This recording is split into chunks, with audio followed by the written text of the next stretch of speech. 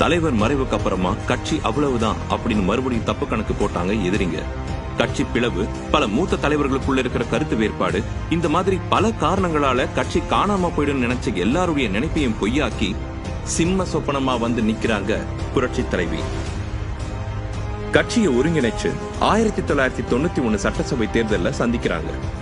மொத்தமா இருக்கிற 234 தொகுதிகள்ல 225 தொகுதிகளை ஜெயிச்சு எதிரிகளை மண்ண கவ வச்சு ஒரு புதிய சகாப்தத்தை தொடங்குறாங்க புரட்சி தலைவி. ராஜ்யசபா எம்பி, கொள்கை பரப்பு செயலாளர் அப்படின்னு கட்சியில பல பதவிகள் ஏற்கனவே வகிச்சிருந்தாலும் இப்போ அவங்க முன்னாடி இருந்த சவால் கொஞ்சம் பெருசுதான். தமிழ்நாட்டிலேயே பெரிய கட்சியான அதிமுகவோட தலைமை பொறுப்பு ஒரு புறம், தமிழ்நாட்டு மக்களோட ஏகோபித்த பாசத்தால கொடுக்கப்பட்ட முதலமைச்சர்ங்கிற பதவி மறுபுறம்.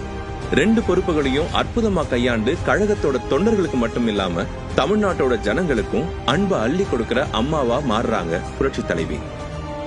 எம்ஜிஆர் என்ற 3 எழுத்து தமிழ்நாட்டு மக்களை பாசத்தால எப்படி கட்டி போட்டுச்சோ அதே மாதிரி அம்மாங்கிற 3 எழுத்தும் தமிழ்நாட்டோட அசைக்க முடியாத சக்தியா மாறுது. 2001 மற்றும் 2011 மறுபடியும் முதலமைச்சரா பொறுப்பேற்கிறாங்க அம்மா.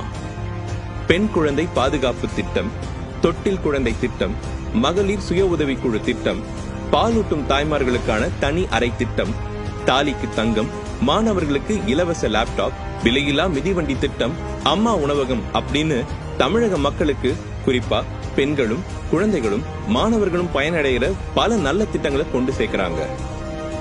2016 தேர்தல் வருது. எந்த ஒரு பெரிய கட்சி கூடவும் கூட்டணி வைக்காம மறுபடியும் ஆட்சியை பிடிக்கிறாங்க அம்மா.